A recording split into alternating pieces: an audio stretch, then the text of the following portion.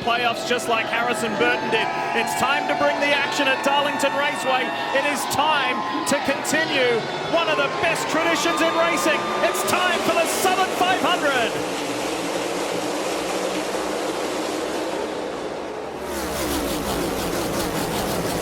Listen to that awesome roar. Wallace, and then here comes Larson.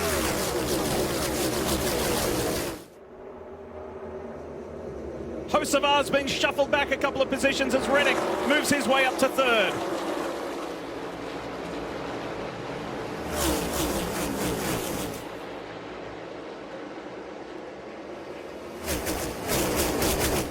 And the question begs, does the guy we saw in qualifying as Reddick was ducking low to try and make an early move, then thinks about it twice, does the man we saw yesterday in qualifying in Bubba Wallace, does he continue that trend here tonight? Well, when I talked to Booty Barker today, he had two simple words. He always gives me kind of their mantra, what they're going to be. As you see three wide racing back in the pack, he said, Stevie, all out. We're going to be all out all night, and it's either going to make it or it isn't. I love that mantra. I think that's what it's going to take.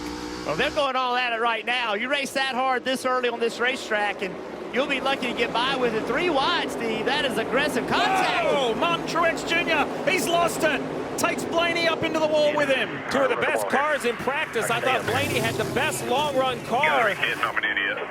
And here you heard him, I'm an idiot. Truex says he knows he made a mistake only 2 laps into the race. Truex 58 above the cut line. Mathematically not a guarantee, but I thought everything was going to be easy. This is an uphill battle already. That is a huge moment in this race and perhaps in the year.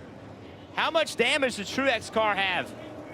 It hurts Ryan Blaney from the standpoint of potential stage points and then the overall points. He's locked into the playoffs, but this was what neither driver wanted.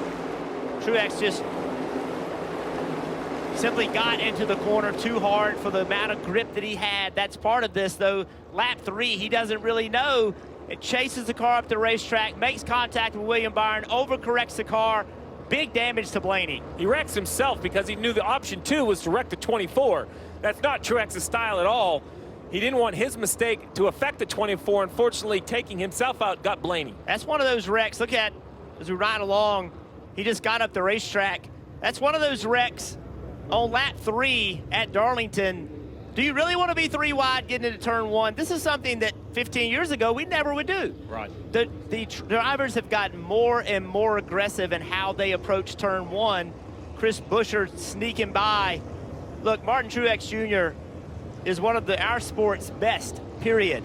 Just a little too much aggression early in the race. Everybody talks about racing the racetrack 25 times. Martin Truex Jr. has run Darlington.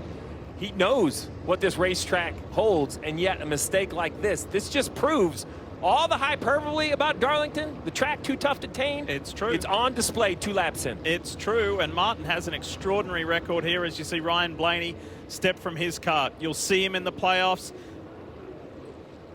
but this is far from an ideal situation. Let's have a listen to his radio. Take you back a few moments. It killed me. You okay? I don't know. Oh, I'm hurt. 10-4. Get him to you as quick as we can. And you could see him paying extra attention to one of his hands and forearms. Yeah, that's that impact. You could hear in his voice how much it hurt. Anytime you're on the outside and a car hits you that hard and shoves you into the wall with all of the force of the car underneath you, those are massive impacts, Steve. Those are some of the biggest wrecks I ever had. Marty? This is just massive for the playoffs, as everyone has talked about. Martin Truex Jr. came in plus 58, and the word just now from James Small telling Martin Truex Jr. to get out of the car. Truex came into the weekend, said, we just need a clean, smart race, and early on, they're going to be out of it. And man, can they make the playoffs now? That's something we're going to be watching all evening long.